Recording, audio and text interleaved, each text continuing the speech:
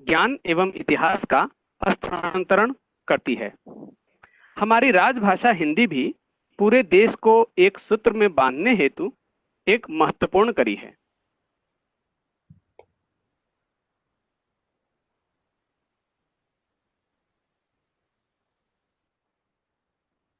नमस्कार, मैं मितलाल सिंह, पुस्तकालय केंद्रीय विद्यालय मियाओ। आज हम भाषा की दशा पर चर्चा करने हेतु एकत्रित हुए हैं।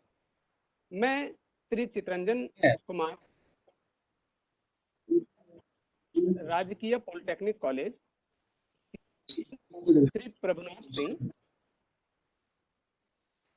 विद्यालय मियाओ और इस वेबिनार सभी विद्वान जनों एवं छात्र जनों का हार्दिक अभिनंदन।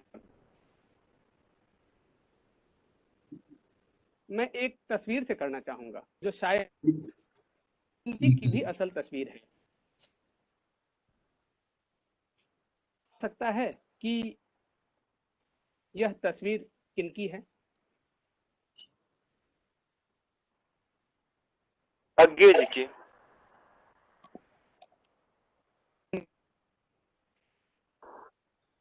अज्ञे जी की, सच्चिदानंद अज्ञे करके लास्ट में।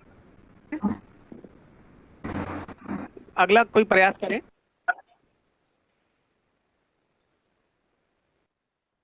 प्रतिभा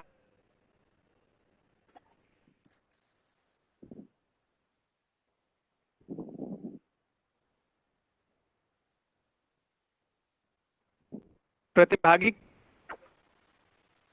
पढ़ने का प्रयास करें।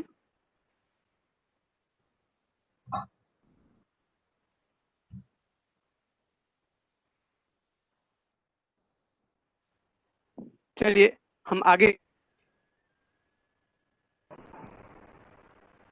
हिंदी के अनुपम रचनाकार एवं फक्कर व्यक्तित्व जन कवि बाबा नागार्जुन की है। इस तस्वीर को दिखाने का मेरा उद्देश्य हिंदी के स्वरूप की सही व्याख्या करना है। वास्तव भरी एक सशक्त भाषा है। इस व्यक्तित्व पर हम फिर से बात करेंगे, किंतु इससे पहले मैं हिंदी भाषा एवं क्रमवार कृपया प्रस्तुतिकरण की ओर जाएं।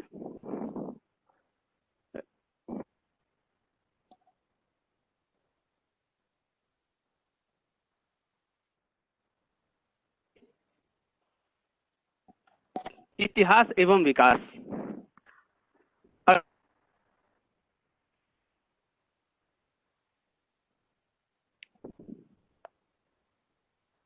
हिंदी भाषा का उद्भव कैसे हुआ, इसका की लगभग 3000 भाषाओं में भारोपीय या यूरोप का संयुक्त भाषा परिवार है। यह क्षेत्रफल और साहित्यिकता की दृष्टि से बड़ा है।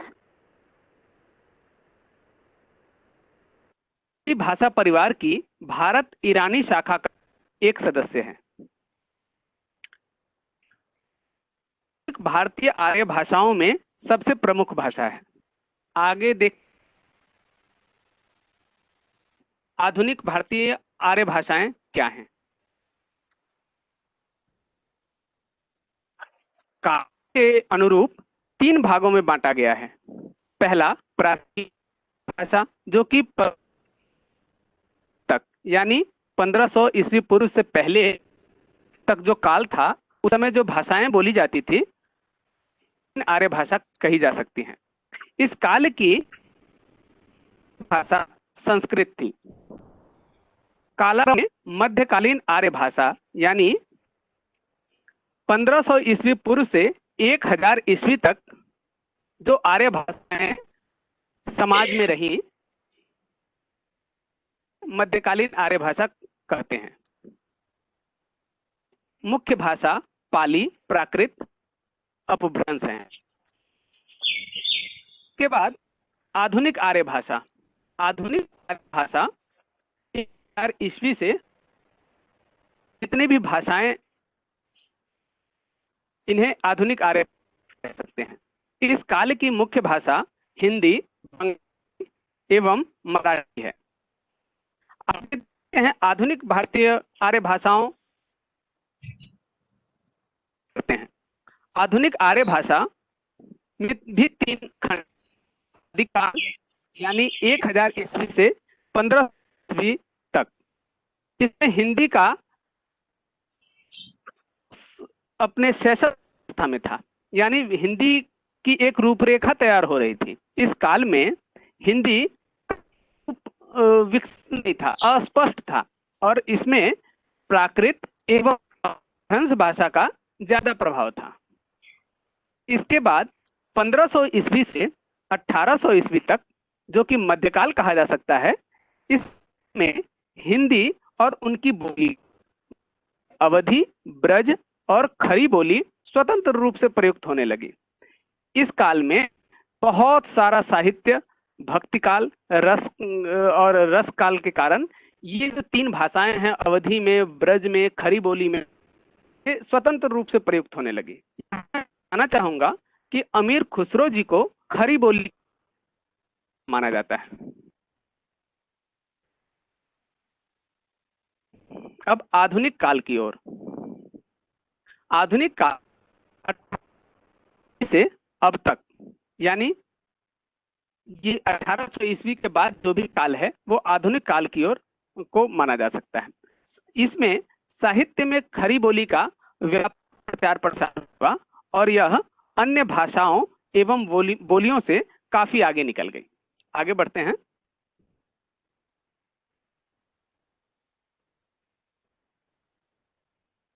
अगली कड़ी की ओर जाए।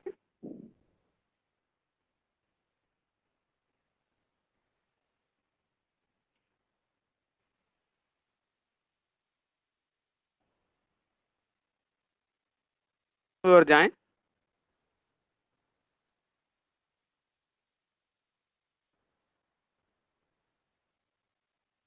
सुनाई दे रही है तो कृपया अगली कड़ी की ओर जाएं।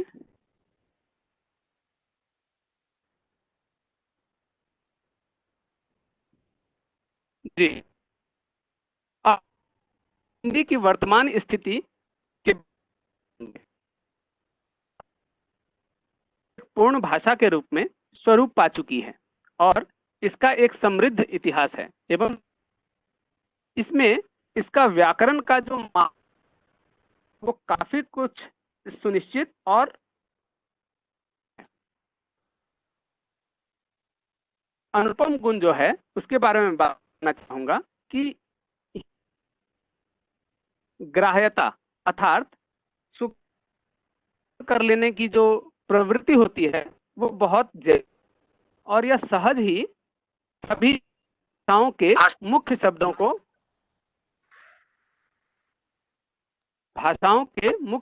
को ग्रहण कर लेती।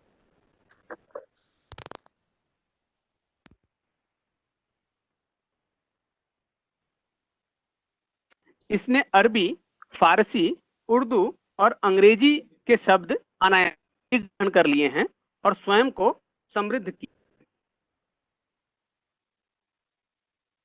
वापस आता नागार्जुन पर।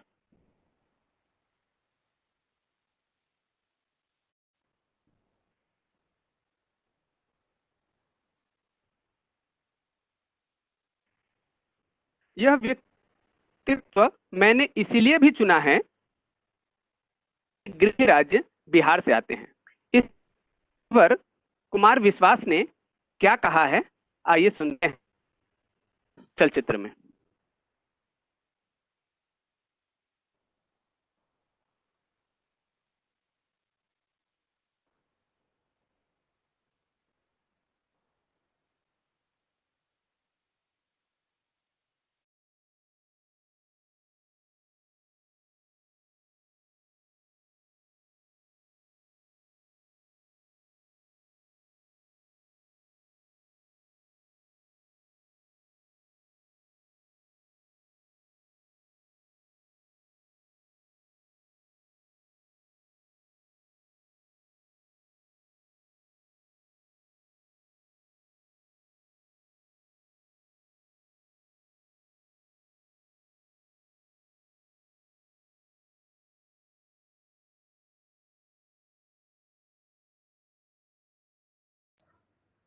आवाज ऑडिबल था ना सर?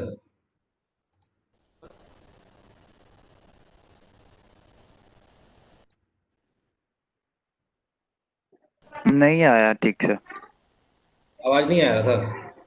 नहीं नहीं, वीडियो प्ले भी नहीं हो रहा ठीक से, वो रुक रुक के ओके ओके, चेक आ करता रहा है। हूँ। वो एक ऑप्शन है ना, वो ऑप्शन क्लिक कर लीजिए। समझ गया समझ गया।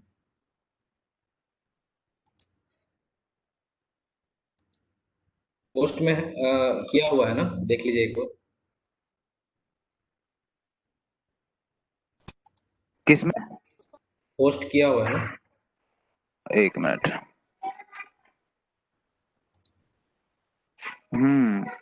वो तो है।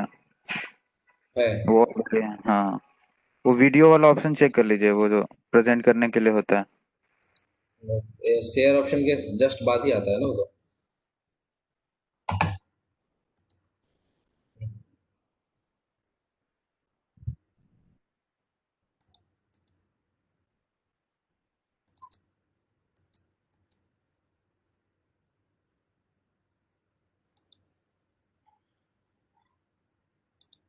एक सेकंड।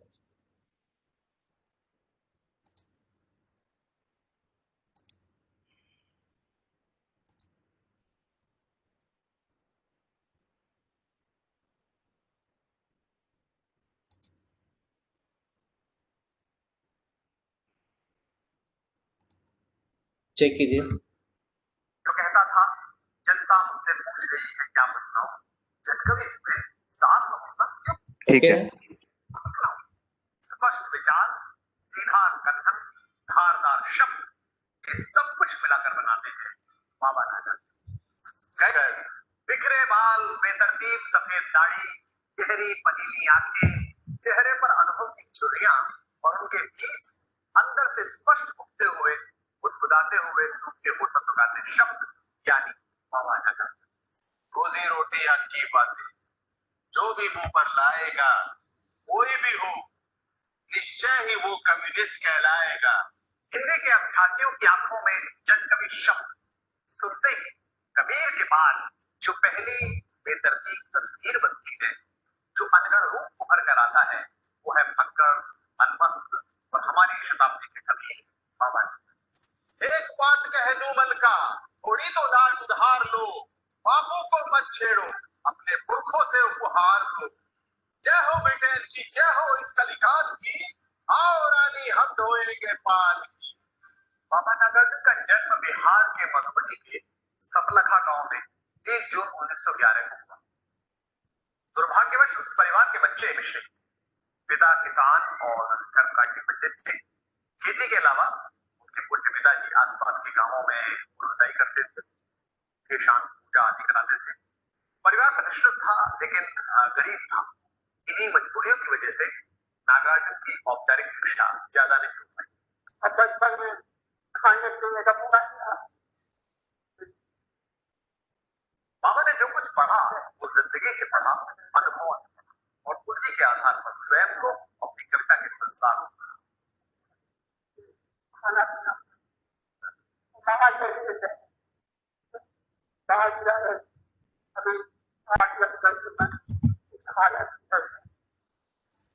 बाबा नागार्जुन का असली नाम नागार्जुन नहीं है, यह तो उन्हें बौद्ध दीक्षा से मिला। उनका मूल नाम है वैद्यनाथ मिश्र। परिवार पंडितों का था तो प्रारंभिक शिक्षा संस्कृत में कराई गई। बचपन से ही उनमें जानने और सीखने की बड़ी लत थी। 1930 में 19 साल की उम्र में नागार्जुन का विवाह अपराजिता जी से हुआ। इस बात के पूछे जाने पर उन्होंने खुद ही बताया था कि इसमें तो बस खेल खेलना शुरू हो गया।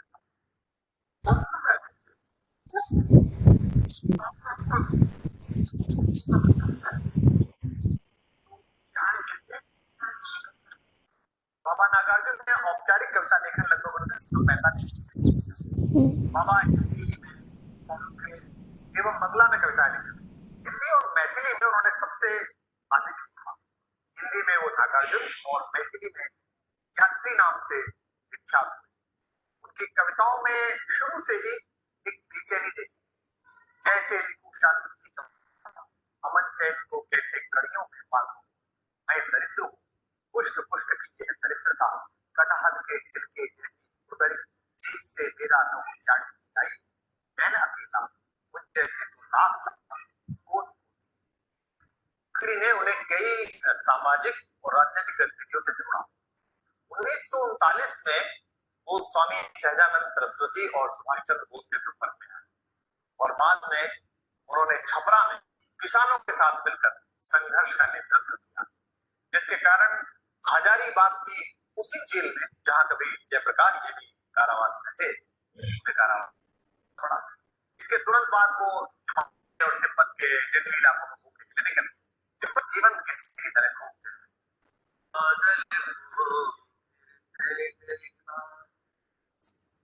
अमल धवल गिर के शिखरों पर बादल को गिरते देखा है, बादल को गिरते देखा। छोटे छोटे मोती जैसे उसके शीतल इन कणों, मान सरोवर के स्वर्णिम, मान सरोवर के स्वर्णिम कमलों पर गिरते देखा है, बादल को गिरते देखा। प्रकृति प्रेम और अनवरत यात्राओं के बीच सामाजिक सरोकार के बीच नहीं बाबा के मन से गई नहीं, बल्कि और दृढ़ता के साथ बनी रही।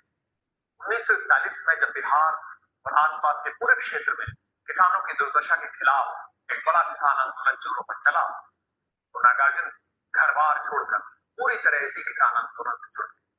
इसी किसान आंदोलन में दूसरे नेताओं के साथ बाबा नागार्जुन भी भागलपुर की जेल में बंद रहे। जेल से निकलने के बाद वे वापस अपने गांव पहुंचे। देखते देखते बाबा नागार्जुन जन सरोकार की बड़ी आवाज बन गई। वो कवि गोष्ठी और कवि सम्मेलन में बुलाए जाने लगे। बाबा की कविताओं में ही सच बोलने का साहस नहीं था, ये साहस हर तरह की बात को सीधे सीधे कह देने का उनमें स्वयं था, चाहे वो राजनीति हो।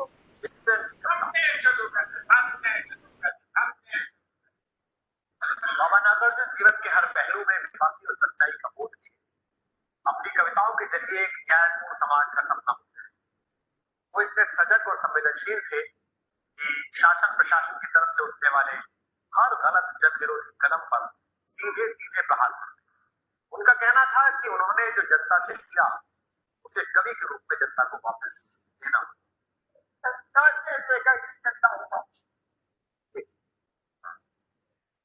स्वतंत्रता के बाद भारत के नवनिर्माण की जो लोगों की आंखों में झांकी थी, वो सत्ताधीशों के अहंकार के कारण धुंधली होकर खोने थी।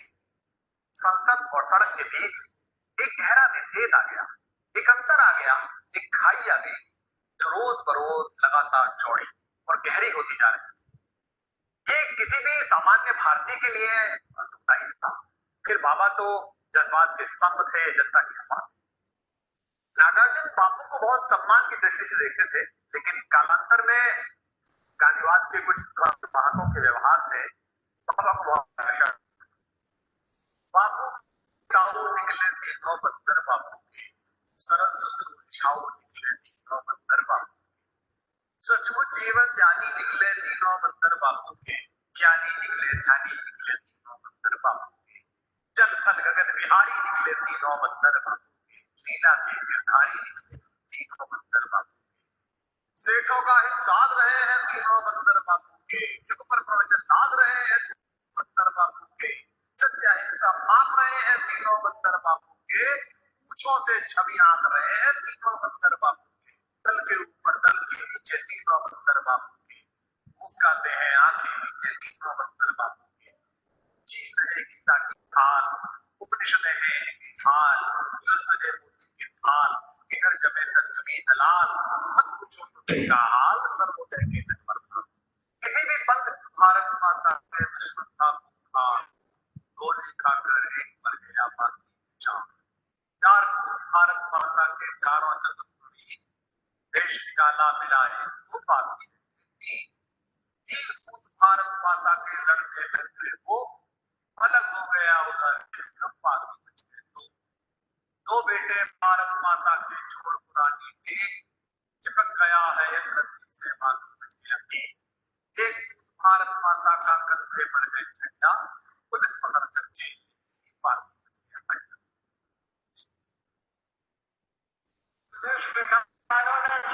ने मुझे बात बताया, वो मैच ने संपूर्ण क्रांति की मशाल को लेकर मार्च तो कर दिया, लेकिन यह मशाल जब राजनीतिक पार्टी बनने की कगार पर आई तो उन अनिर्णय में कामते हुए हाथों ने इसे ठंडा कर दिया, नहीं कर पाए। हर सपने का एक एक का ढह जाना बाबा को सालता रहा।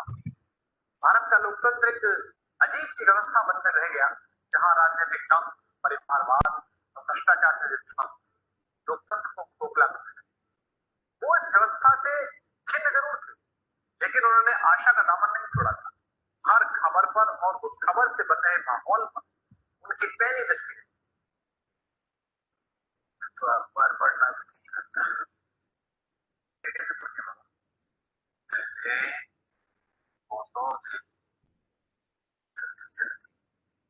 पढ़ो हेडलाइन आराम से, अखबार के बीचों बीच संपादकीय से समझ कर आराम से खबर तो हेडलाइन से पता चल गई, लेकिन उस खबर का देश पर, समाज पर, आम आदमी पर क्या असर पड़ेगा, ये संपादकीय पता चलेगा। 1966 में जब बिहार में कुछ समय तक अकाल की स्थिति रही, तो परिस्थिति सामान्य होने की पहली किरण दिखाई देते समय बाबा उस अकाल की विभीषिका और घर के अंदर ताने हाने को किस प्रकार कविता में प्रदर्शित करते। कई दिनों तक चूल्हा रोया, चक्की रही उदास, कई दिनों तक कानी कुतिया सोई उनके पास, कई दिनों तक लगी भीत पर छिपकलियों की कस, कई दिनों तक चूहों की भी हालत रही शिकस्त। दाने आए घर के अंदर कई दिनों के बाद, धुआं उठा आंगन के ऊपर कई दिनों के बाद, चमक उठी घर पर की आंखें कई दिनों के बाद, कौवे ने खुजलाई पाके कई दिनों के बाद। इसलिए बाबा ने किसी भी पद से परहेज नहीं किया। उनका मानना था कि जिस भी तरह देश के गरीब को रोटी मिल जाए वो जायज है। इसके लिए वे कई बार सशस्त्र क्रांति और नक्सलवाद तक की विचारधारा के साथ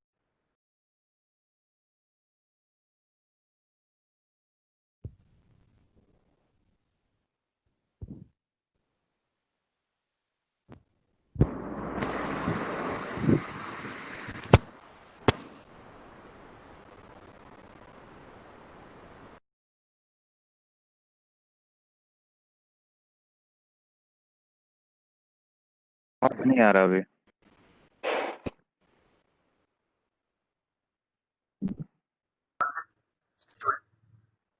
उससे भी रोशन हो। तो बाबा कहीं ना कहीं एक जगह ना जुड़े रहने जो बेचैनी है। बाबा ये आपकी विचारधारा को ना स्पष्ट नहीं। मेरे जीवन की एक ही विचारधारा,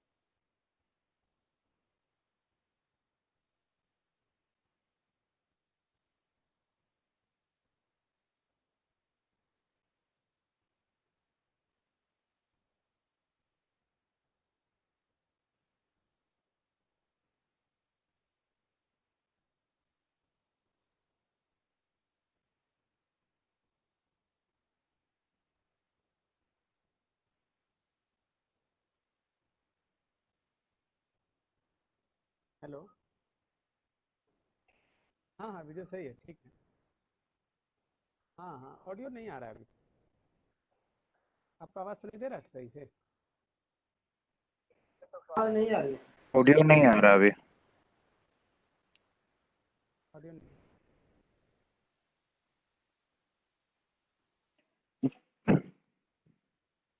क्या सर? नहीं, आवाज नहीं आ रहा। अब तो मोस्टली तो हम लोग देख लिए, हमको लगता है आगे बढ़ना चाहिए अब। ओके ओके, इसके बाद वाले पे आता है।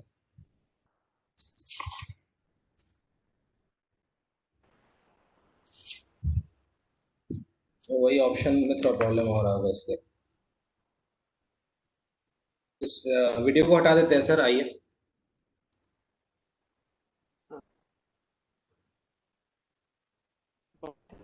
बस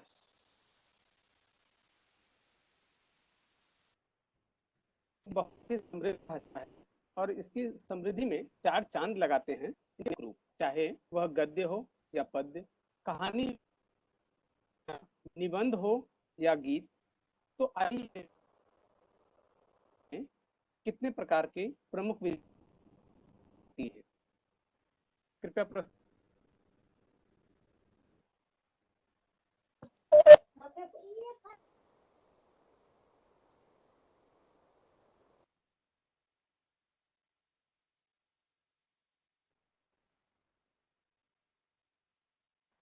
हिंदी साहित्य की विधाएं एवं कृतियां।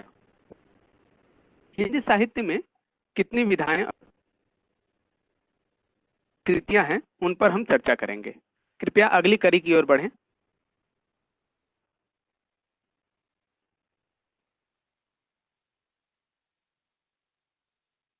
मुख्यतः दो रूप पाए जाते हैं, गद्य और पद्य। गद्य में उपन्यास, कहानी, नाटक, एकांकी, निबंध, आलोचना, आत्म संस्मरण, रेखाचित्र, यात्रा वृत्तांत, रिपोर्ट, शोध प्रबंध आदि आते हैं। इसमें उपन्यास एक लंबी कहानी होती है जो कि एक या अनेक भागों में, कहानी एक लघु कहानी भी हो सकती है या कुछ। नाटक जो है वो हम लोग जैसे कि नाट्य है, एकांकित छोटी नाटिका को कहते हैं। निबंध किसी भी मुद्दे पे अपनी बात करने का कार्य निबंध करता है। आलोचना या कि विषय वस्तु पर जो या गलत अपना जो पक्ष रखते हैं वो अपने बारे में कहना आत्मकथा, लिखा तो जीवनी, किसी को याद करके बारे में कुछ लिखा है तो संस्मरण, किसी व्यक्ति विशेष का अगर हमने यानी कि हमने उनके बारे में कुछ ऐसा लिखा है कि उनके बारे में हमारे सामने एक चित्र प्रस्तुत हो जाए तो रेखा चित्र, और अगर अपनी यात्रा के बारे में लिखा है तो यात्रा वृत्तांत।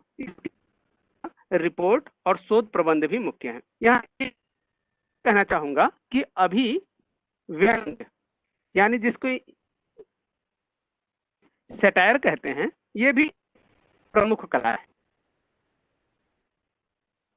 व्यंग मजाक दोनों अलग अलग, इसमें समझने में हम धोखा खा सकते हैं। मजाक का अर्थ ये होता है कि आपने किसी से कुछ कहा और वो उसे अच्छा लगे या हो सकता है कि उसको बुरा लग सकता है, वो आप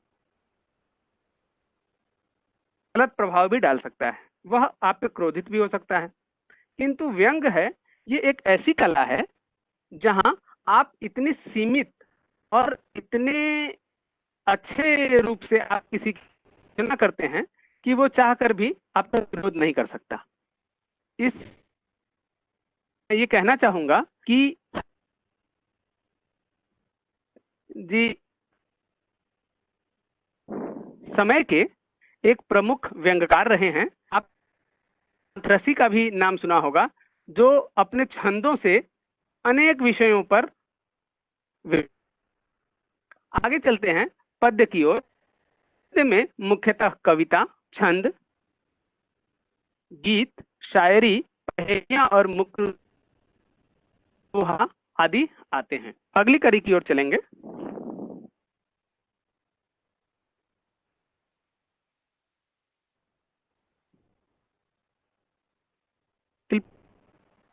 कड़ी की ओर चलें। हाँ, उपन्यास में कुछ जो मुख्य उपन्यास मेरे उनका मैंने संकलन किया है, हो सकता है इससे भी ज्यादा अच्छा और ज्यादा बढ़िया आपने पढ़ा हो या आपने इसके बारे में सुना हो। तो जो कि एक बहुत ही साधारण किसान के जीवन पर वृत्त गोदान। इसके अलावा फणीश्वर नाथ रेणु जो कि एक आंचलिक कला, उनका बहुत ही सुंदर उपन्यास मैला आंचल, धर्मवीर भारती का गुनाहों का देवता, श्रीलाल शुक्ल का व्यंग राग दरबारी और बाबा नागार्जुन का जो कि एक अंचल की कहानी है, ये प्रमुख उपन्यास कहे जा सकते हैं। निबंध में मैं आपको ये कहना चाहूंगा कि आप कृपया ये दोनों निबंध, गेहूं वृक्ष बेनपुरी की है और क्या निराश हुआ जाए जो कि हजारी प्रसाद द्विवेदी की है, कृपया जरूर पढ़ें। बहुत ही सार्थक और आज के समय के लिए सबसे सटीक आपको ये निबंध। कहानी की बात करें तो चंद्रधर शर्मा गुलेरी था जो कि 1915 में लिखी गई थी और प्रथम विश्व युद्ध के आधारित है। बहुत ही अच्छी कहानी। प्रेमचंद, जिन्हें कथा सम्राट या उपन्यास सम्राट कहा जाता है, उनकी मानसरोवर जो कि 8 खंडों में है, आप उनकी कहानी पढ़ सकते हैं। इसके अलावा शतरंज के खिलाड़ी, पंच परमेश्वर आदि भी कृतियां हैं। भुवनेश्वर जो कि एक बहुत कथाकार हैं, उनकी एक कहानी भेड़िए, ये आप पढ़ सकते हैं, बहुत ही अच्छी कहानी है। कि मैंने अभी थोड़ी देर पहले बताया कि हरिशंकर परसाई जो कि एक प्रमुख व्यंगकार हैं, इनकी भोला राम का जीव बहुत ही अच्छी व्यंग रचना। बढ़ते हैं काव्य की ओर।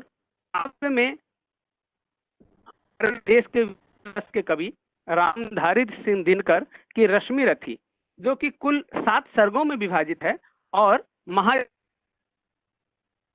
कर्ण पर आधारित है, बहुत ही रोचक और सारगर्भित कविता है। जयशंकर प्रसाद की कामायनी, हरिवंश राय बच्चन की मधुशाला और दुष्यंत कुमार आदि काव्य भी अच्छी कृतियां हैं।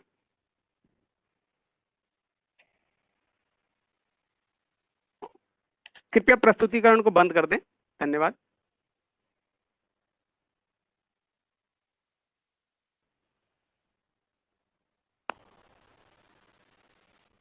साहित्य साधकों की बात करें तो कई महान लेखक एवं कवि जहन में आते हैं,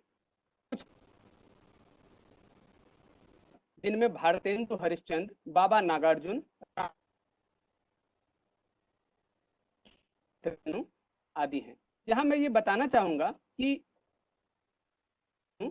भारत के सर्वश्रेष्ठ आंचलिक कथाकार हैं। यह हमारे लिए बड़े गर्व की बात है कि वंशज हमारे बीच उपस्थित हैं।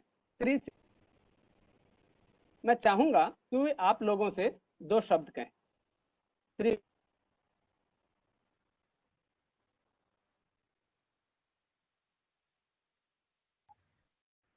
वो ज्वाइन कर रहे सर, 1 सेकंड। नहीं नहीं, मैं हूं सर। Okay okay okay. बहुत बहुत धन्यवाद सर।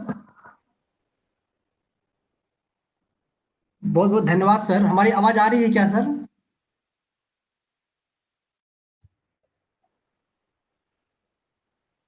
तो जैसे कि सर आपने बताया कि फणीश्वरनाथ रेणु का एक वंशज हमारे बीच में उपस्थित है, तो ये सुन के ही हम लोगों को, मुझे बहुत ही गर्व महसूस हो रहा है। अभी ऐसा लग रहा है कि सचमुच में हमारे पूर्वजों का कुछ योगदान है हिंदी साहित्य में। तो जहाँ तक हमारे बच्चों का सवाल है जो हमारे संस्थान में पढ़ते हैं, उन्हें तो सबको पता ही होगा, फिर भी मैं उनके बारे में थोड़ा मैं बता देना चाहता हूँ, क्योंकि हम सब जानते हैं कि बिहार जो है हमारा कवियों की धरती रही है। जितने भी हिंदी साहित्य में बड़े बड़े कवि या कथा शिल्पी हैं, वो सब लगभग हमारे बिहार के उसमें ज़्यादा आते हैं। हाँ, लेकिन कुछ परिस्थितियां ऐसी बन गई है जो कि थोड़ा अब हम लोग थोड़ा हिंदी के क्षेत्र में कुछ पिछड़ रहे हैं। तो मैं रेणु जी के बारे में कुछ बताना चाहता हूँ कि उनका जन्म जो है 4 मार्च 1921 में औराही हिंगना, जो कि अभी अररिया जिला में आता है, के थे वो। और उनका जो फैमिली बैकग्राउंड था, ऐसा नहीं कि बहुत बड़े किसान के पुत्र थे, उनका भी एक साधारण परिवार में ही जन्म हुआ था। तो उनका जो नाम रेणु पड़ा, इसके नाम के पीछे भी एक छोटा सा कहावत है, क्योंकि जिस साल में उनका जन्म हुआ था 1921 में, तो उस समय हमारे इलाके में बहुत सा अकाल पड़ गया था। तो चूंकि किसान फैमिली से थे, तो बहुत सारा कर्ज उनके ऊपर, उनके फादर्स जो शिलेनाथ विश्वास के नाम है उनके पिताजी के, तो उनके ऊपर कर्ज हो गया था। तो फिर उन्होंने, उसे ऋण बोलते हैं, तो उसी ऋण जो हुआ तो इसका नाम रखा गया रेणुआ। रेणुआ, फिर वही रेणुआ जो है धीरे धीरे बदल के रेणु हो गया। ठीक है, उसके तो नाम में ये थोड़ा सा मतलब कहा जाता है कि ऐसा था उनका। और उनका जीवन यापन भी बहुत अच्छे ढंग से उनका नहीं हो पाया, क्योंकि वो फ्रीडम फाइटर भी थे। और उनका पढ़ाई लिखाई पहले तो मैट्रिक वो नेपाल से किए, उसके बाद फिर काशी हिंदू यूनिवर्सिटी से उनका पढ़ाई हुआ, और 1977 में उनका मृत्यु भी हो गया। तो उनका जो है, जो पहला उपन्यास अभी जैसे सर बता रहे थे मितलाल सर कि मैला अंचल, तो उनका पहला उपन्यास था और ये काफी प्रसिद्ध है ना। उसके बाद और भी बहुत सारे उसका कहानी है, जैसे कथाकार तो थे ही, जैसे कि पलटू बाबू रोड, रिंजल धंजल, कितने चौराहे, नेपाली क्रांति, ये सब उनका प्रमुख लेखनी है उनका। और कहानी संग्रह भी है, जैसे ठेस, आदिम रात्रि की महक, ये सब मुझे लगता है आप सबों ने पढ़ा ही होगा। तो उनका जो कहानी या कथा जब पढ़ने से ऐसा प्रतीत होता है कि हमारे 12 के सिलेबस में भी है आदिम रात्रि की महक, तो पढ़ने से ऐसा लगता है जैसे कि जो चरित्र वो चित्रण कर रहे थे वो लग रहा है कि सामने आ जाता है। तो काफी वो एक जीवित तरह के उन्होंने कहानी लिखा करते थे वो। और थोड़ा उनके जिंदगी में उन्होंने अपना 2 शादियां उन्होंने करा था। एक शादी तो उनका रेणु, स्वर्गीय पद्मा रेणु से उनका हुआ था पहला शादी। और दूसरा शादी जब वो अंग्रेज फ्रीडम फाइटर थे, तो अंग्रेजों ने उन्हें बड़ी क्रश किया था, परेशान किया था, और वो ट्यूबरकुलोसिस से भी पीड़ित थे, टीबी से। तो इसके चलते इलाज के दौरान वो पटना में एक नर्स लतिका रेणु से भी उन्होंने शादी किए बाद में। और 11 अप्रैल 1977 को उनका मृत्यु पटना में ही हो गए। और फिर उनकी जो पहली पत्नी थी पद्मा रेणु, उनका भी मृत्यु आज से 5-7 साल पहले हमारे गांव में ही, मतलब उनके गांव में हुआ। और उनके बाद फिर लतिका रेणु जी का भी मृत्यु हुआ। और उनके जो उपन्यास थे, आप लोगों ने देखी होगी तीसरी कसम, वो मारे गए गुलफाम पे बना था, जिसमें कि मुख्य किरदार में राज कपूर, वहीदा रहमान, इन लोगों ने लीड रोल किया था। और उसके बाद फिर एक हाल फिलहाल एक मूवी बनी है पंचलैट, शायद बहुत लोगों ने नहीं देखा होगा, क्योंकि अभी हम लोग थोड़ा हिंदी से तो कुछ ज़्यादा पिछड़ रहे हैं। और जहाँ तक आंचलिक की बात आती है, तो थोड़ा हम लोग पश्चिमी सभ्यता में ज़्यादा ढल रहे हैं। तो फिल्में तो नहीं चली, लेकिन फिर भी कुछ लोगों ने बनाया, प्रयास किया। तो मैं इतना ही कहूँगा उनके बारे में, और अगर कभी मौका लगे तो सभी पढ़िए। और आगे तो मितलाल सर बताएंगे ही। थैंक यू सर, बहुत बहुत धन्यवाद सर। बहुत ही रोचक जानकारी आपने दी।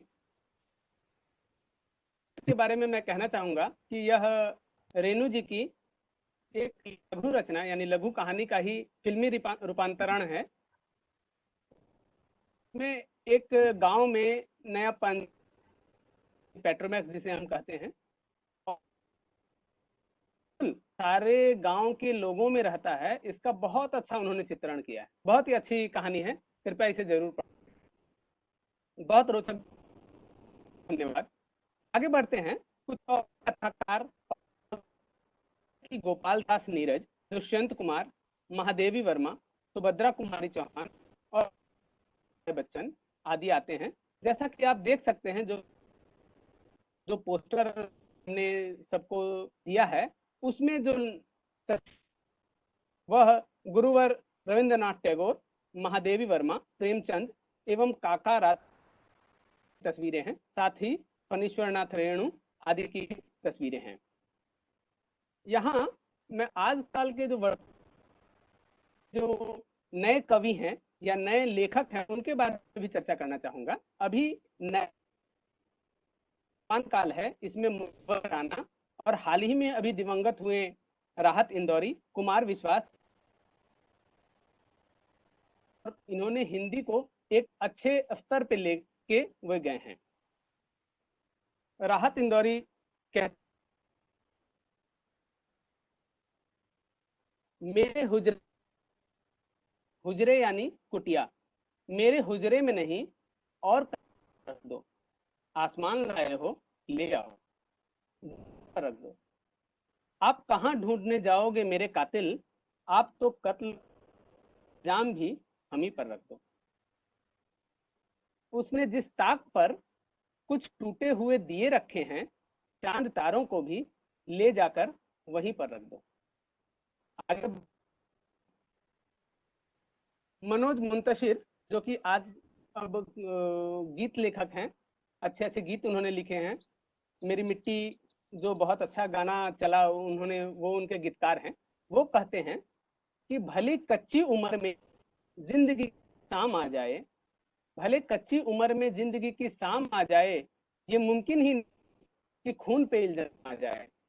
हमारे गांव में बहनें उसे राखी न बांधेंगी, हमारे बहनें उसे राखी न बांधेगी, पलट से अगर भाई नाकाम आ जाए। यहाँ मैं रथी के तृतीय सर्ग के रामधारी सिंह दिनकर का एक कविता का भी वाचन करना चाहूंगा। आप आगे उसको देखेंगे, उसका एक प्रतिरूप हमने चलचित्र में रखा है। उस कविता का मैं वाचन करना चाहूंगा। जब महाभारत में, जैसा कि आप जानते हैं, महाभारत जब तय हो गया कि अब महाभारत होना है, तब भी भगवान श्री कृष्ण ने ये कोशिश की कि एक बार सुलह करके देख लिया जाए। तो दुर्योधन को मन स्वयं वो हस्तिनापुर गए और पांडवों का संदेशा लेके गए। ये था कि किसी तरह से सुलह जो रण है वो न हो। तो इस पर हमारे कविवर राम दिनकर क्या कहते हैं, वर्षों तक वन में घूम घूम, बाधा विघ्नों को चूम चूम, सह धूप घाम पानी पत्थर, पांडव आए कुछ और निखर। सौभाग्य न सब कुछ सब दिन सोता है, देखे आगे क्या होता है। मैत्री की राह बताने को, सबको सुमार्ग पर लाने, दुर्योधन को समझाने को भीषण भगवान हस्तिनापुर आए, पांडवों का संदेशा लाए। दो न्याय अगर तो आधा दो, पर इस तो दे दो केवल 5 ग्राम तमाम, हम वही खुशी से खाएंगे, परिजन पर 80 न उठाएं। वह भी दे न सका, आशीष समाज की ले न सका, उल्टी को बांधने चला जो साधने चला। जब नास मनुज पर छाता है, पहले विवेक मर जाता है।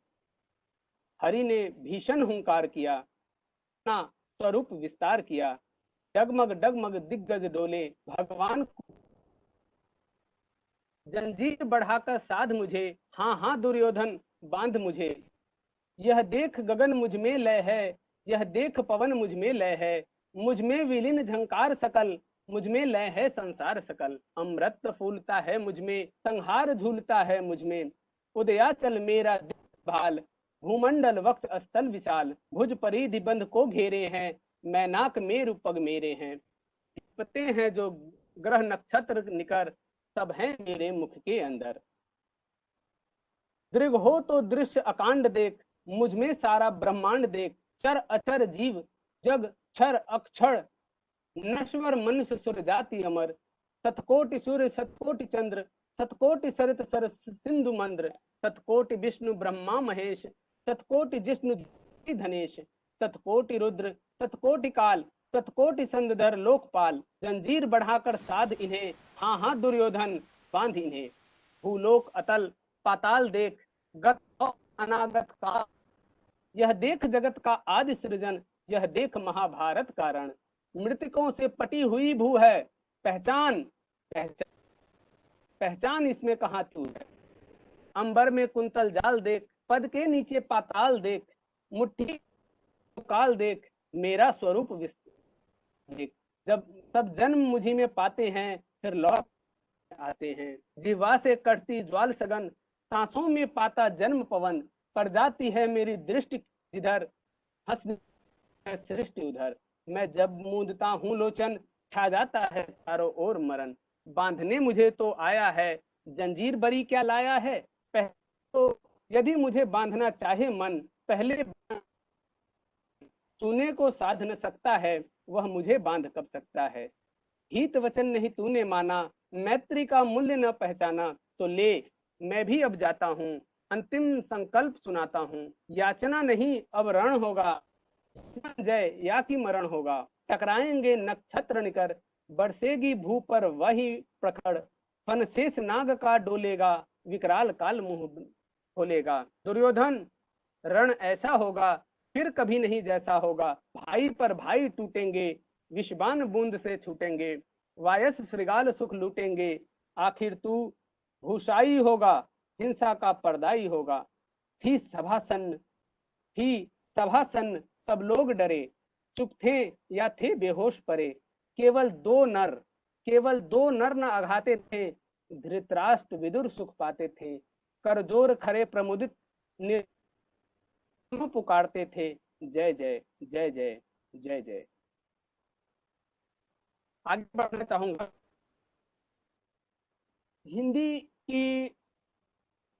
हिंदी भाषा हमारे संविधान ने भी हम संवैधानिक अधिकारों के रूप में जानते हैं। संविधान के अनुच्छेद 343 से लेकर 351 तक इन संवैधानिक अधिकारों की व्याख्या की गई है। 14 सितंबर 1949 को हिंदी राजभाषा अधिनियम 1949 के तहत हिंदी को का अधिकार दिया गया। हिंदी को यानी 14 सितंबर को हिंदी दिवस मनाते हैं और इसी उपलक्ष्य में 14 सितंबर से लेकर 29 सितंबर तक हम हिंदी पखवाड़ा मनाते हैं। राष्ट्रभाषा हिंदी का जो जनमानस पर प्रभाव पड़ा है वो बहुत ही, इसकी सशक्तता को भारतेंदु हरिवंश ने इस दोहे से समझाया है। कहते हैं निज भाषा सब उन्नति को मूल, बिन उन्नति के हिय न हिय को सूल, यानी निज भाषा में संभव है। अगर भाषा हम अपने निज भाषा को प्रचार नहीं कर रहे हैं तो यह हमारे हृदय में हिय में एक बहुत बड़ा कष्ट है, क्लेश है। हिंदी के इस महासागर कोटि कोटि रत्न पड़े हुए हैं, बस आवश्यकता है उन रत्नों को खोजने की, उन्हें पढ़ने की। ऐसे ही एक रत्न जिन्हें राष्ट्रकवि होने का दर्जा प्राप्त है और हम गौरवान्वित हो सकते हैं कि वो राष्ट्रकवि हमारे बिहार के सिमरिया, बेगूसराय जिले के सिमरिया ग्राम से आते हैं। क्या आप में से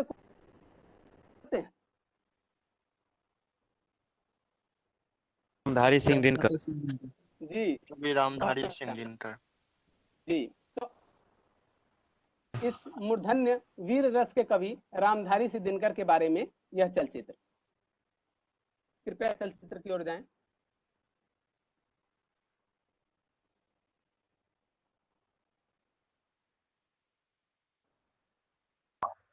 क्रांति की पुकार सदियों की ठंडी उजली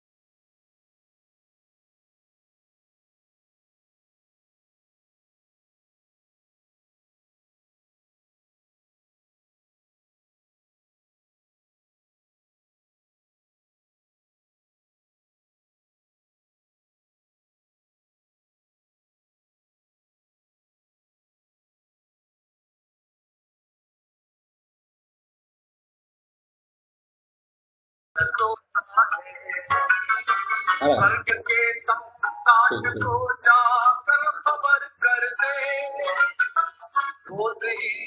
नहीं मिला सर। चढ़ते आ रहे हैं वे रोकिए जैसे बने इन सपने वालों को स्वर्ग की ओर बढ़ते आ रहे हैं वे स्वर्ग की ओर बढ़ते आ रहे ये कविता दिनकर ने 1946 में लिखी, जब सारा देश अंग्रेजों के खिलाफ खड़ा था और दिनकर अपनी कलम से जनता की बेचैनी और आजादी पाने की छटपटाहट को कविताओं में अभिव्यक्त कर रहे थे। 1938 से 1943 के 5 साल के बीच दिनकर के 5 तबादले हुए, मगर बदलियों ने दिनकर की कलम की धार नहीं बदली। ये बदलियों की कहानी बदली हमारी कविता के दिनकर को ढक ना सके, और इसी दौर में दिनकर ने लिखा, दिशा दीप्त हो थी प्राप्त कर पुण्य प्रकाश तुम्हारा, लिखा जा चुका अनंत अक्षरों में इतिहास तुम्हारा, जिस मिट्टी ने लहू पिया वह फूल खिलाएगी ही, अंबर पर घन बन छाएगा ही विश्वास तुम्हारा, और अधिक ले जांच देवता इतना क्रूर नहीं है, थककर बैठ गए क्या भाई मंजिल दूर नहीं। दिनकर ने अंग्रेजी सरकार के विरोध के चलते मगर अपना मूल काम सर्जना लिखना नहीं छोड़ा। उल्टा हुआ ये कि वक्त के साथ साथ स्थानीय अखबारों में छपने वाली कविताएं अब राष्ट्रीय स्तर के पत्र पत्रिकाओं में छपने लगी। दिनकर अपनी लोकप्रियता के शीर्ष की ओर धीमे धीमे से दिनकर को कर्ण बहुत और उन्होंने कर्ण को समर्पित एक पूरा महाकाव्य लिखा था। एक ऐसा महाकाव्य जिसे पढ़ने के बाद भारतीय मनीषा में कर्ण को समझने की नई दृष्टि जागृत। सूत पुत्र में शूद्र कर्ण हूं, करुणा का अभिलाषी हूं, जो भी हूं पर देव आपका अक्षर अंतेवासी। छली नहीं मैं हाय किंतु छल का ही तो यह काम हुआ, आया था विद्या संचय को किंतु व्यर्थ बदनाम हुआ। पूछो मेरी जाति शक्ति से, हो तो मेरे भुजबल से, रवि समान दीपित ललाट से और कवच कुंडल से, पढ़ो उसे जो झलक रहा है मुझ में तेज प्रकाश, मेरे रोम रोम में अंकित है मेरा इतिहास। उनकी इस धरती पर यात्रा शुरू हुई 23 सितंबर 1908 में। उनके बचपन का नाम ननुआ था। पिता बाबू रवि सिंह किसान थे और माता मनरूप देवी गृहिणी। ननुआ जब 8 साल का ही था कि पिता नहीं रहे, परिवार आर्थिक मुश्किलों में गिर गया। मुनव्वर आला ने कहा भी है कि तुम्हारे शहर में मैयत को सब कांधा नहीं देते, हमारे गांव में छप्पर भी सब मिलकर उठाते। पिता की इस असमय मृत्यु के समय गांव वालों ने मिलकर परिवार का छप्पर उठाया। तमाम तकलीफों के बीच मां मनरू परिवार को संभालती रही। बचपन से ही मेधावी थे रामधारी। लगन, मेहनत, स्मरण शक्ति और त्वरा में कोई कमी थी तो बस पैसों। परिवार का खर्च ज्यादा था और आमदनी कम। आराम से खा। घर पर पतझड़ आया तो कुछ नई कौपलों को समझौते करने ही पड़े। बचवा, पढ़ाई के बारे में क्या सोचा? हम नहीं पढ़ेंगे, अनुआ पढ़ेगा। क्यों सर? अनुआ को रेस लगाने का कोई शौक नहीं था। न ही वो कभी पढ़ाई से भागा, न जिंदगी में किसी चुनौती से। घर के लिए आखिरी नाव पकड़ने के लिए आखिरी क्लास को बीच में छोड़कर भागना उसकी मजबूरी थी। और हर रोज गंगा पार कर 15 किलोमीटर दूर स्कूल जाना उसका शौक। न तो आज की तरह तब बसें थी, न जीपे, न मेट्रो। अगर कुछ था तो वो थी सिमरिया और मोकामा के बीच अपनी पूरी शक्ति, सामर्थ्य, प्रवाह के साथ बहती हुई सदा नीरव मांग। बचपन में सिमरिया और मोकामा के बीच बहती विराट पाट वाली गंगा मां को हर रोज अपने हाथों से पार करने की कठिनाई और सागर जैसी होते दिखने वाली गंगा की इस विस्तृत लहरों की शक्ति ने संभवतः दिनकर को लिखने के लिए प्रेरित किया। अपने इस अमर काव्य को दिनकर ने 1963 में लिखा। 3 दिवस तक पंथ मांगते जगत सिर किनारे, बैठे पढ़ते रहे छंद के प्यारे प्यारे। उत्तर में जब एक नाद की उठा नहीं सागर से, उठी अधीर धड़क पौरुष की याद राम के शर से। सच पूछो तो शर्में ही बसती है दीप्ति विनय की, संधि वचन संपूज्य उसी का जिसमें शक्ति विजय की। संधि वचन संपूज्य उसी का जिसमें शक्ति विजय की। दिनकर की इस विजय यात्रा में वक्त के खिलाफ उनकी दौड़ शुरू हो चुकी थी। सिमरिया में अमृत वाहिनी मां गंगा की लहरें पूरे प्रवाह पर थी तो उनके मस्तिष्क में ज्ञान का प्रवाह भी पूरे आवेग पर था। पैर में चप्पल नहीं थी लेकिन दिमाग तेज दौड़ता था। लालटेन में तेल भले ही कम था लेकिन आंखों में जगमगाते उजले भविष्य के स्वप्न सोने के बाद भी चमकते रहते थे। मैथिली, संस्कृत, बांग्ला, उर्दू और अंग्रेजी भाषा की उन्होंने पढ़ाई की। हिंदी का आशीष तो उनके शीश पर सदैव से ही रहा। दिनकर ने पहली कविता 12 वर्ष की आयु में लिखी और यहीं से हिंदी कविता का सूर्य उदयाचल की ओर निकल पड़ा। ये 1925 का समय रहा होगा जिस वक्त पूरे देश में अंग्रेजों के खिलाफ बगावत की आग चली। दिनकर इस क्रांति से अछूते कैसे रह सकते? ये वो वक्त था जब दिनकर परिवार चलाने के लिए निबंधन विभाग में नौकरी तो कर रहे थे मगर नौकरी के साथ साथ अपनी कलम से राष्ट्र यज्ञ में आहुति भी दे रहे थे। दिनकर 1950 से 1952 के बीच अध्यापन से भी जुड़े। 1952 में ही दिनकर संसद के उच्च सदन राज्यसभा के लिए चुने। 1952 से लेकर 1964 तक वो 3 बार राज्यसभा में आए। राज्यसभा में दिनकर ने कई यादगार भाषण और सामाजिक न्याय के प्रति अपने विचारों की गहरी छाप छोड़ी। 1962 में भारत चीन युद्ध में भारत की हार ने दिनकर को अंत तक झकझोर दिया। इस हार के लिए उन्होंने कहीं ना कहीं नेहरू जी की विदेश नीति को जिम्मेदार माना। 1963 में कांग्रेस के सांसद होने के बावजूद राज्यसभा में कविधर्म निभाते हुए दिनकर अपने प्रिय नेता नेहरू की आलोचना करने में भी नहीं। भगवान करे कि अब लड़ाई ना हो और भारत अपनी खोई हुई प्रतिष्ठा यदि शांति और सद्भाव के मार्ग से प्राप्त कर सकता हो तो कर, क्योंकि नेफा एक बहुत बड़ा सबक है जिसे हिंदुस्तान को भूलना नहीं चाहिए। और वो सबक ये है कि हमसे गलती हुई है और इतिहास एक जाति को 2 बार क्षमा नहीं करता, लेकिन उनके विरोध विद्रोह के स्वर की आंच उन्हें ये बात लगातार सालती रहती थी। ये आजादी के बाद सत्ता तो बदली, लेकिन सत्ता के तौर तरीके हैं कि बदलने के लिए तैयार। उपाध्यक्ष जी, बड़े अचरज की बात कि हमारे देश के चोटी के नेता जब भी विश्व शांति की बात करते हैं तो वो ऐसी बातें बोल जाते हैं जो कवियों और संतों को बोलना चाहिए, और इस तरह की भाषा राजनीतिज्ञों के मुंह से शोभा नहीं देती। विरोधियों के लिए ही नहीं, अपनी पार्टी यानी कांग्रेस की नीतियों से भी दिनकर अक्सर खफा रहते। झंझा झकोर पर चढ़ो मस्त झूलो रे, वृंदों पर पदपावक प्रसून फूलो रे, दाएं बाएं का द्वंद्व आज भूलो रे, सामने पड़े जो शत्रु शूल हूलो। आजादी का उत्सव अभी थमा भी नहीं था, देश चीन से युद्ध में हार गया। देश के पहले प्रधानमंत्री और स्वयं अपने नेता जवाहरलाल नेहरू की शांति नीति पर दिनकर को काफी क्रोध आया, और उस समय दिनकर ने कवि धर्म निभाते हुए कहा, रे रोक युधिष्ठिर को न यहाँ, जाने दे उनको स्वर्ग, पर फिरा हमें गांडीव गदा, लौटा दे अर्जुन भीमनी।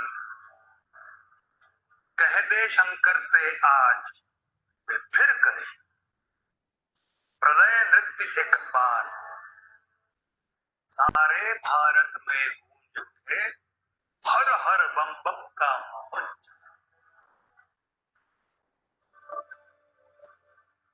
लोगों ने यह माना कि यह कविता देश के प्रधानमंत्री पंडित नेहरू पर है, जो चीन से हार के बाद दुखी भी थे और बीमार भी, और सारा देश उनके स्वास्थ्य की कामना कर रहा था। इस कविता में यह भी माना गया कि दिनकर ने नेहरू जी को ही युधिष्ठिर कहा, और इसीलिए कांग्रेस में उनकी इस कविता को लेकर काफी विरोध हुआ। दिनकर को यह पता था, लेकिन वे सतर्क थे और सावधान। मगर दिनकर का विरोध नीतियों को लेकर रहा, व्यक्ति को लेकर नहीं। जहां चीन से हार पर दिनकर पंडित जवाहरलाल नेहरू की कड़ी आलोचना करते हैं, वही एक बार ऐसा सुनते हैं कवियों की परंपरा में, मैंने भी सुना अपने बुजुर्ग कवियों से, कि नेहरू जी जब दिल्ली के एक प्रसिद्ध कवि सम्मेलन में मुख्य अतिथि बनकर गए और मंच पर चढ़ते हुए लड़खड़ा गए, अरे संभल के पढ़िए। ठीक है, शुक्रिया दिनकर जी। इसमें शुक्रिया कैसा पंडित जी, जब जब राजनीति लड़खड़ाई है साहित्य नहीं। भागलपुर लौटा है दिनकर, भागलपुर विश्वविद्यालय के कुलपति बने। आधी सदी तक मां हिंदी की सेवा करने के लिए उन्होंने स्वयं को अर्पित किया। इसी साहित्य सेवा के लिए देश ने उन्हें साहित्य अकादमी और पद्म विभूषण पुरस्कार से सम्मानित किया। तो वो अटका कहा स्वराज बोल दिल्ली, वो क्या कहे, अटका कहा स्वराज बोल दिल्ली, तू क्या कहती है, तू रानी बन गई वेदना जनता। सबके भाग्य दबा रखे हैं किसने अपने घर में, उतरी थी जो विभा हुई बंधनी बता किस घर में, समर शेष है, समर शेष है, इस स्वराज को सत्य बनाना होगा, जिसका है ये न्यास उसे सत पर पहुंचाना। धारा के मग में अनेक पर्वत जो खड़े हुए हैं, गंगा का पथरोग इंद्र के गज जो खड़े हुए हैं, समर शेष है नहीं पाप का भागी केवल याद, जो तटस्थ है समय लिखेगा उनका भी अपराध। मैं जो मान के तिरुपति जा रहा हूं, वो मैं तुम में से किसी के लिए नहीं मांग सकता। दिनकर भी जब दक्षिण में दर्शन के लिए तिरुपति मंदिर पहुंचे, तो उन्होंने भगवान विष्णु के विग्रह के सम्मुख अपनी प्रिय रचना रश्मिरथी का पाठ शुरू किया। यूं ही बिना किसी सोच विचार या तैयारी के शुरू किए हुए इस अद्भुत पाठ को सुनने के लिए मंदिर के प्रांगण में धीरे धीरे सैकड़ों लोग जमा होने लगे। ये देख गगन मुझमें लय है, ये देख पवन मुझ में लय है, मुझ में विलीन झंकार सकल, मुझ में लय है संसार सकल। अमृत फूलता है मुझ में,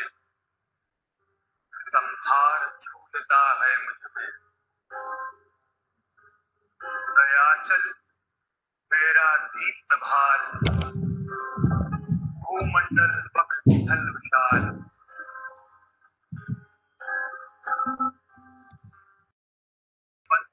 घेरे हैं मैदान पेड़ पग घेरे दिखते जो ग्रह तक घेरे मुख के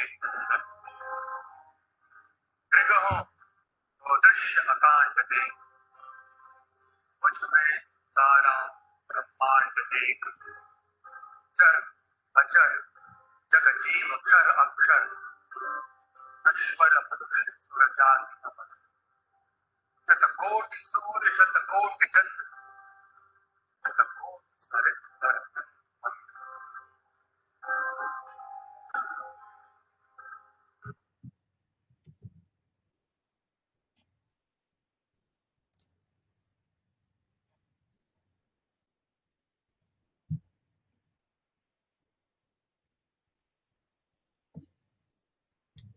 आगे से आइए अब मैं आपको मिलता हूँ एक विद्रोही शख्सियत से। क्योंकि सब युवा साथी बैठे हैं तो मैं चाहता हूँ कि कुछ उनके मन की भी बात हो जाए। एक युवा क्या क्या भाव होते हैं उसे इस या यो कहें कि इस शायर ने बहुत अच्छे से व्यक्त किया है। यह मेरे सबसे पसंदीदा कवि जो अपने शब्दों से एक युवा दिल को, एक युवा सोच को भली भांति प्रदर्शित करते हैं। तू किसी रेल से गुजरती है, पुल सा थरथराता हूँ। मैं किसी पुल सा थरथराता हूँ। तू मेरी भर भी न सुनती है, मैं तेरा नाम सुनता हूँ। लेकिन इस प्रेम भाव का एक युवा लेके भी चिंता रही होंगी। आज के माहौल में जो स्थिति है आपके दिल में एक बेचैनी जरूर, कश्मकश जरूर रहा होगा। इस बेचैनी को भी उन्होंने एक बहुत हो गई है पीर पर्वत सी पिघलनी चाहिए, इस हिमालय से कोई गंगा निकलनी चाहिए। आज यह दीवार पर्दों की तरह हिलने लगी, शर्त कि ये बुनियाद हिली। सिर्फ हंगामा खड़ा करना मेरा मकसद नहीं, मेरी कोशिश है कि ये सूरत बदलनी चाहिए। निराशा का भाव, लेकिन इस निराशा की एक आशा है, इस भाव को भी उन्होंने अच्छे से बताया है। कौन है कि आसमान हो नहीं सकता, कौन कहता है कि आसमान हो नहीं सकता, एक पत्थर तो तबीयत से। मैं आपका ज्यादा वक्त नहीं लूंगा, आइए मिलते हैं कविवर दुष्यंत कुमार से। कृपया चलचित्र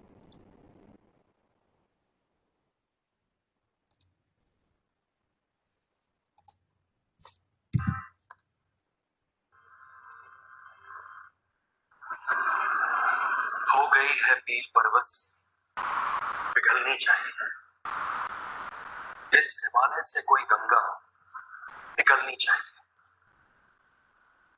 आज ये दीवार पर्दों की तरह हिलने लगी, शर्त थी लेकिन कि ये बुनियाद हिलनी चाहिए।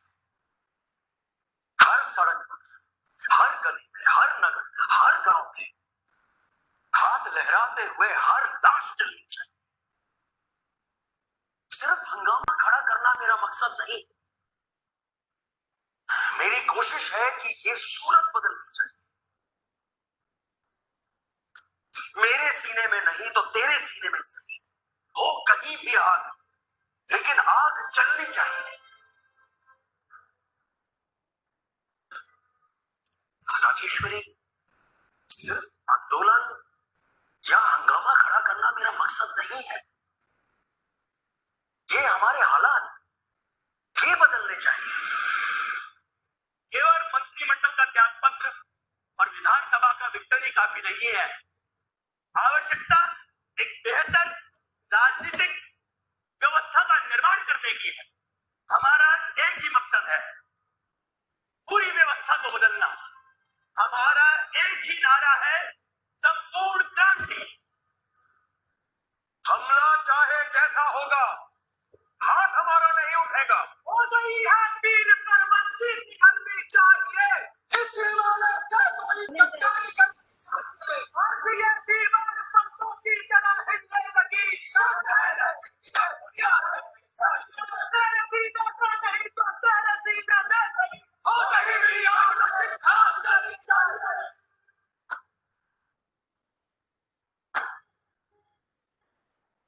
दुष्यंत ही था जिसकी कलम कई क्रांतियों की जान।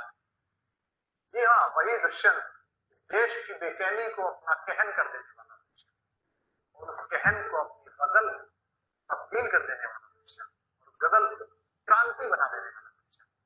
एक ऐसा शायर, एक ऐसा कवि जिसने शायद पहली बार आम लोगों की जबान में बात की, और उसी में शायरी, वो जबान जिसमें आप मैं सब बात करते हैं। भाषा की सहजता ऐसी कि जैसे शीतल पानी की धार जो गले से उतरती चली जाए, और शायरी में आग इतनी, एक पंक्ति लाखों की भीड़ के खून को उबाल, लहजा इतना सरल कि जिसे ओढ़ा और बिछाया जा सके। कहां तो तय था चिरागा हर एक घर के लिए, कहां चिराग मैसर नहीं शहर के। मत कहो आकाश में कोहरा घना है, ये किसी की व्यक्तिगत आलोचना है। देखिए, मैं वही गजल सुनाता हूँ जिसे मैं उड़ता और बिछाता हूँ। इस शहर में वो कोई बारात हो या वारदात, अब किसी भी बात खुलती नहीं है। उत्तर प्रदेश के बिजनौर के पास, उसी बिजनौर के पास जहां महाकवि कालिदास द्वारा रचित अभिज्ञान शाकुंतलम में वर्णित महर्षि कर्ण का आश्रम बताया जाता है, यानी जहां राजा दुष्यंत ने वनमाला शकुंतला को पहली बार प्रणय निवेदन किया, वही दुष्यंत का जन्म। शायद इसीलिए नाम भी दुष्यंत रखा। स्कूल और कॉलेज के जमाने से ही दुष्यंत का जुड़ाव साहित्य से हो गया। पिता चाहते थे कि दुष्यंत कलेक्टर बने, लेकिन दुष्यंत को शायरी ना सके। दुष्यंत अपनी कविता में और जीवन में छायावाद के प्रमुख स्तंभ, कोमल कमनीय कल्पना के कवि सुमित्रा नंदन पंत से काफी प्रभावित थे।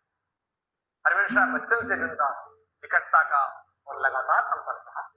लेकिन 70 के दशक के आसपास जब पूरे देश में असहजता बढ़ी, बेचैनी बढ़ी, तो दुष्यंत के लेखन में विद्रोह की वर्तनी साफ नजर आने।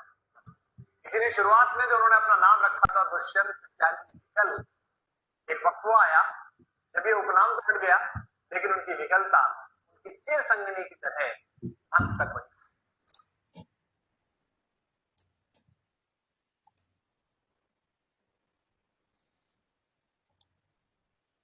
आते हैं अब इस परिचर्चा के मुख्य विषय पर। जैसा कि आप लोगों ने कि हम अपने रचनाकारों को पहचान भी नहीं पा रहे हैं, उनका पढ़ आज भी हम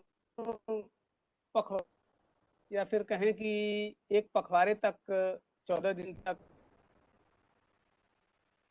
बहुत विचार करते हैं, शपथ लेते हैं, लेकिन फिर साल भर इसके बारे में हम यथेष्ट प्रयास नहीं करते। यह समस्या है, लेकिन जब समस्या है तो इसका समाधान भी होगा। लेकिन पर हाथ रख के बैठने से होगा नहीं। मैं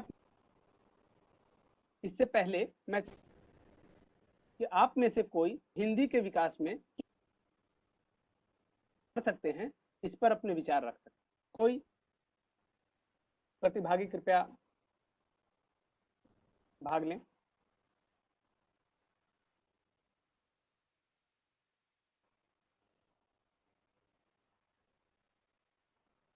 कोई कुछ क्या संबंध में, क्योंकि यह परिचर्चा है, इसमें इनको बोला अनम्यूट करके बोले, इनको बोला अनम्यूट करके खुद को बोले।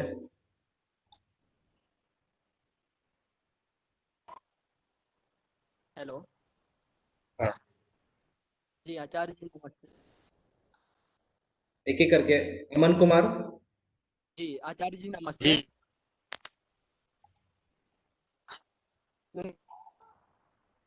जी कुछ हम अपने संस्कृति पे कुछ बोलना चाहेंगे, जो हिंदी भाषा हमारी सिमटती जा रही है। कुछ इस कारण भी सिमटती जा रही है हमारी संस्कृति, क्योंकि आजकल के बच्चे अपने घर के बूढ़े बुजुर्गों से नहीं बल्कि संस्कृति अपने गूगल से सीखा करते हैं। और हमें इस बात की बहुत दुख है कि हम लोग अपने गार्जियन के पास 10 मिनट समय नहीं देते हैं। एक कवि की कविता हम रखे हैं अपने पास। सुकून की बात मत करना ये गालिब बचपन, सुकून की बात मत करना ये गालिब, बचपन वाला इतवार अब आता नहीं है। सोचा था घर बनाकर बैठूंगा से, पर घर की जरूरतों ने हमें मुसाफिर बना दिया। लोग कहते हैं हम मुस्कुराते बहुत हैं और थक चुके हैं हम अपने दर्द को छुपाते छुपाते। ख्वाहिश नहीं है मुझ में मशहूर होने की, आप मुझे जानते हो बस इतना ही काफी है। मैंने समंदर से सीखा है जीने का सलीका, चुपचाप से बहना और मौज में रहना। इतना ही सर, अपने वाणी को विराम देते हैं। नेक्स्ट धन्यवाद। और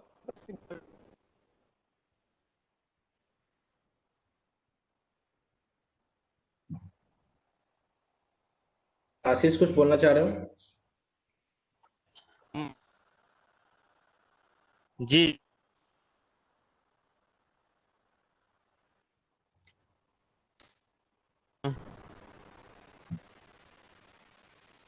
हाँ बोलो।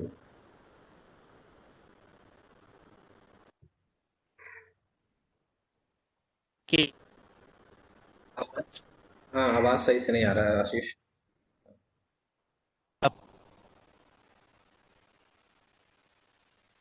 आवाज थोड़ा कट रहा है।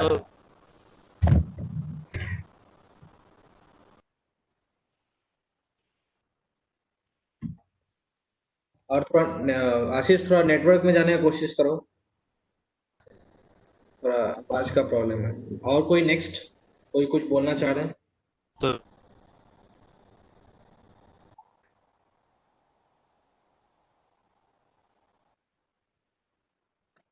आशीष तुम्हारा आवाज नहीं आ रहा।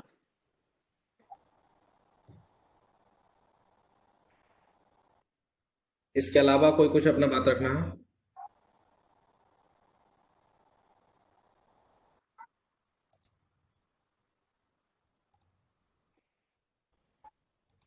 चलिए और परिचर्चा कोई को कुछ आगे बढ़ाते हैं। आगे बढ़ाइए। जी, कि हम सबको अपनी भाषा से कितना प्रेम है, कितने जागरूक हैं।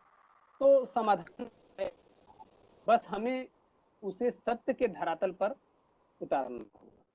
मेरा विचार है कि हम अपने दैनिक जीवन में भी हिंदी का और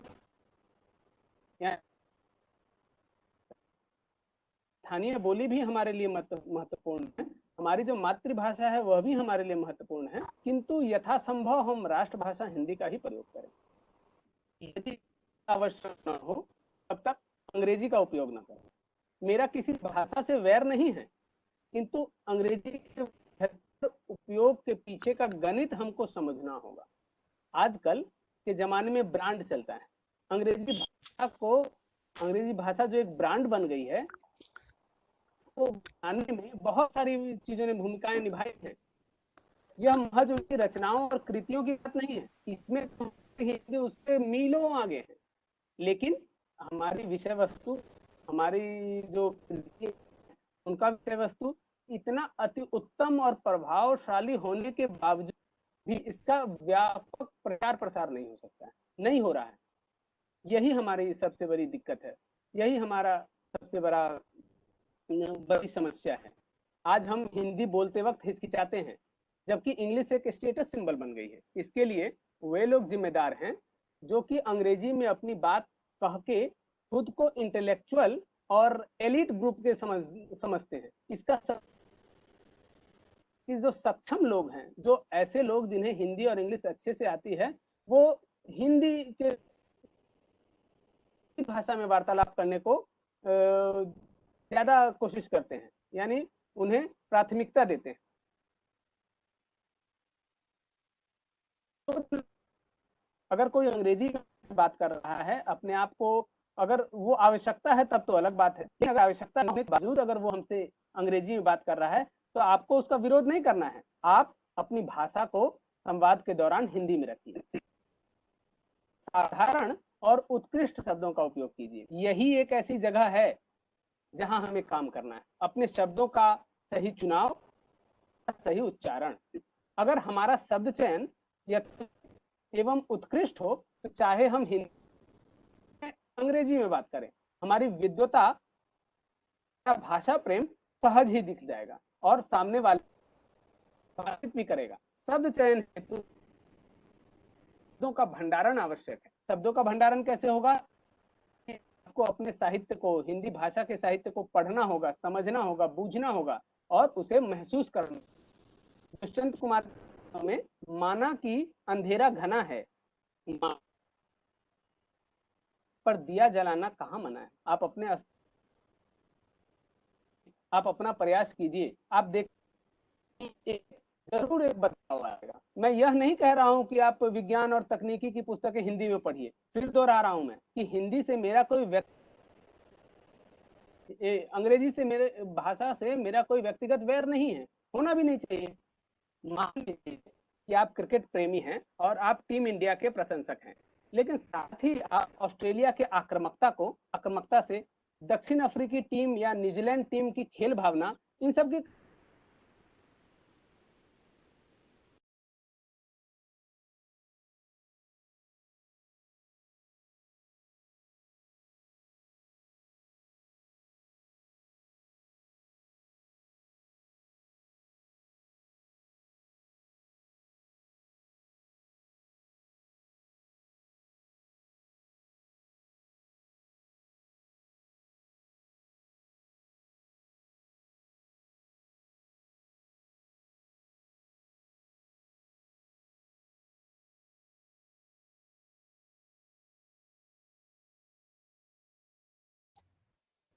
एक सेकंड, आ रहे हैं, डिस्कनेक्ट हो गया होगा किसी इशू से।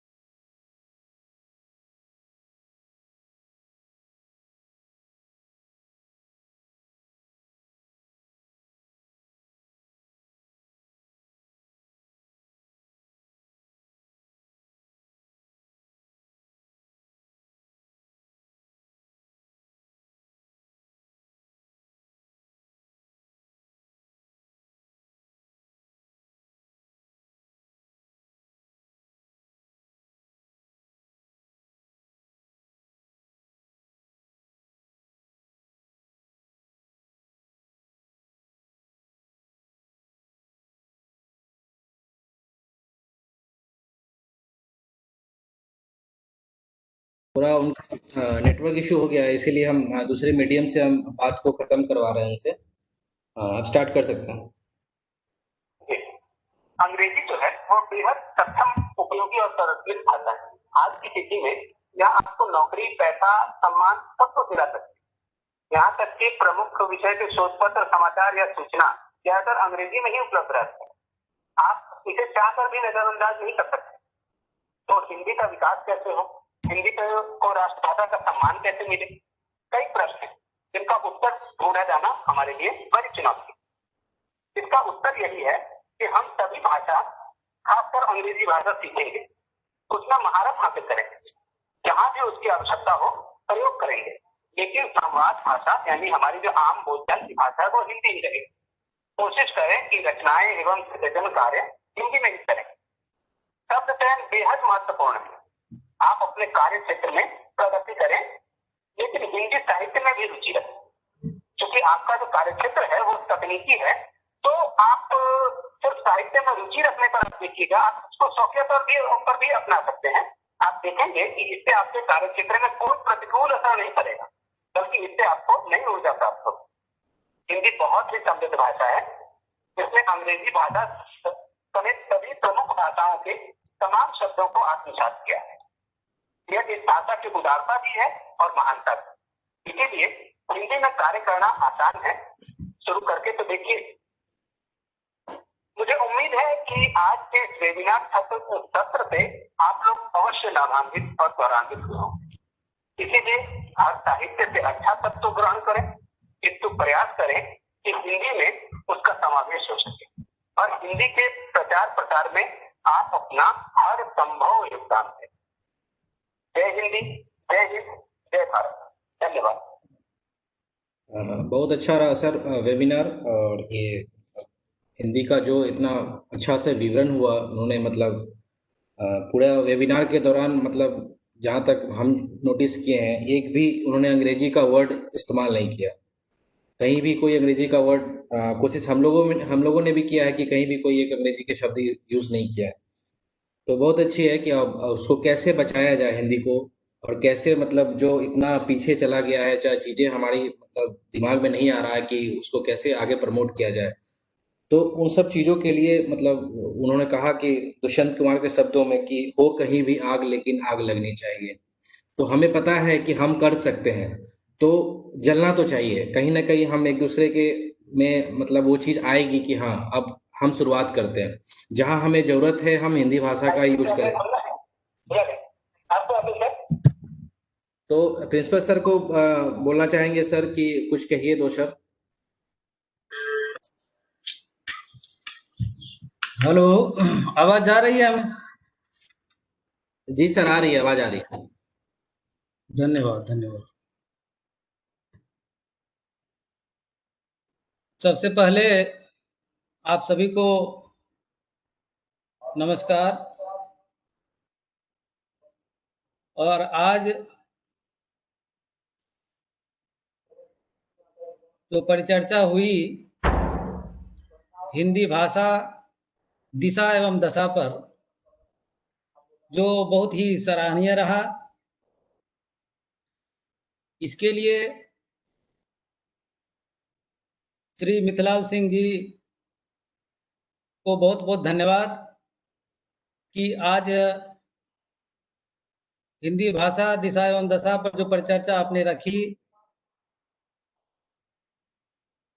जो हम लोगों में अधिकांशतः लोग सही में हिंदी भाषा को कुछ दरकिनार करते जा रहे हैं, तो इसके लिए आपने दिशा निर्देश दी, और हम लोगों को भी, हम सभी को भी इसको मानना चाहिए और मानना पड़ेगा यदि आप राष्ट्र हित में हैं।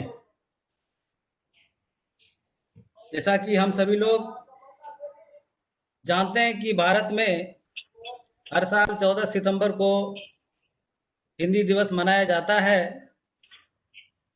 और हम लोग जानते हैं कि हिंदी विश्व में बोली जाने वाली प्रमुख भाषाओं में से एक है। विश्व की प्राचीन, समृद्ध और सरल भाषा होने के साथ साथ हिंदी हमारी राष्ट्रीय भाषा है। हम आप लोगों को बता दें कि हिंदी भाषा विश्व में सबसे ज्यादा बोले जाने वाली तीसरी भाषा है। हिंदी भाषा का विकास, संवर्धन तभी संभव है जब हम हिंदी का शुद्ध अनुप्रयोग करें तथा हिंदी में स्वाध्याय की आदत डालें। मैंने कहीं पढ़ा था कि किसी राष्ट्र को समाप्त करना है तो उसकी संस्कृति और भाषा को समाप्त कर दो, राष्ट्र स्वतः ही नष्ट हो जाएगा। बहुत ये इस नजर देने वाली ये लाइन है। इस लाइन से हम लोग सजग रहें कि अपने भाषा को बरकरार रखें, इसको दरकिनार ना करें। लोग क्या और देश चाहता है कि भारत के बारे में ये गर्त में चला जाए, लेकिन हम सबों का कर्तव्य है कि अब अपने राष्ट्र को बचाना है तो हम अपने संस्कृति और भाषा को समाप्त न होने दें, उसको बचाने का हम लोग प्रतिज्ञा लें। भाषा आपके व्यक्तित्व की परिचायक होती है, चाहे आप अपने मातहत से बात कर रहे हों, बुजुर्गों से या बच्चों से। शब्द चयन आपकी शिक्षा, संस्कार, परिवेश और गरिमा को दर्शाते हैं। हम लोग का जो भाषा हिंदी भाषा है ये बहुत ही सुदृढ़ भाषा है। आप इंग्लिश को ही लीजिए, अंग्रेजी को, एक शब्द है यू। अंग्रेजी में यू का मतलब तुम और आप दोनों होता है। तो वहां देखिए संस्कृति क्या है। और हमारे हिंदी में, हिंदी भाषा में तुम और आप अलग अलग है कि हम इसका प्रयोग कहाँ कहाँ करेंगे। तुम हम छोटे को बोलते हैं और आप हम बड़े को बोलते हैं, तो कौन सा भाषा अच्छा है? हमारा संस्कार बताता है, हिंदी भाषा हमारे संस्कार को बताता है। तो इसको हम लोग बचाने का प्रयास करें और प्रतिज्ञा करें। और अंत में एक कथाकार पद्मा राजेंद्र के अनुसार, ये रचनाकार हैं, इनके अनुसार बिंदुओं, रेखाओं, वृत्तों से बने हैं वर्ण तन, वर्ण मिलकर परस्पर करते हैं शब्दों का गठन, वाक्योदय हेतु अनिवार्य शब्दों का मिलन, एकता पर आश्रित लिपिबद्ध भाषा का भवन। इनको याद रखें और हम सभी प्रतिज्ञा करें कि हम अपने हमारी भाषा को आगे बढ़ावें, इसके लिए उज्जवल सोचें, तभी हमारा भविष्य उज्जवल होगा। और आज बहुत बहुत धन्यवाद हम अपने समन्वयक से श्री अभिषेक जी और रविकांत जी को, और सबसे ज़्यादा धन्यवाद हमारे विद्यार्थियों को जिन्होंने आज हमारे हिंदी भाषा के जो चर्चा हुई उनको शांतिपूर्वक सुना। और मैं आग्रह करूंगा कि हम अपनी हिंदी भाषा के भविष्य को उज्जवल करें, तभी हमारा भविष्य उज्जवल होगा। धन्यवाद।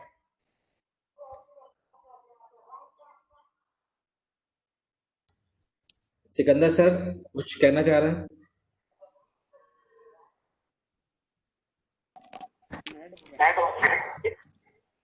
बहुत बहुत धन्यवाद मितलाल सर, आपने काफी अच्छे से आपने हिंदी भाषा के बारे में समझाया बच्चों को।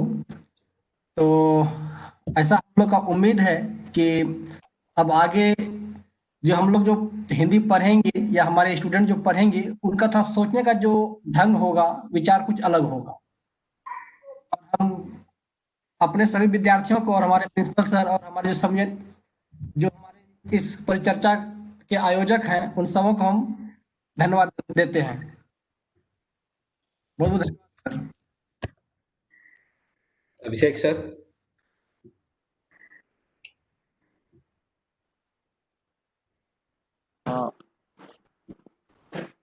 हेलो।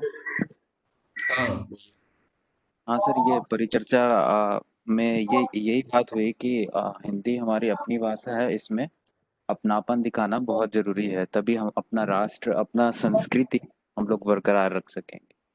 तो हम सभी छात्र से यही उम्मीद करते हैं कि आप, जैसा कि सिकंदर सर बोले, कि हिंदी को अब अलग नजरिए से देखें, अलग तरीके से उसको सीखें। धन्यवाद। और ये हमारी अपनी चीज है तो हम इसकी रिस्पेक्ट करें। यस।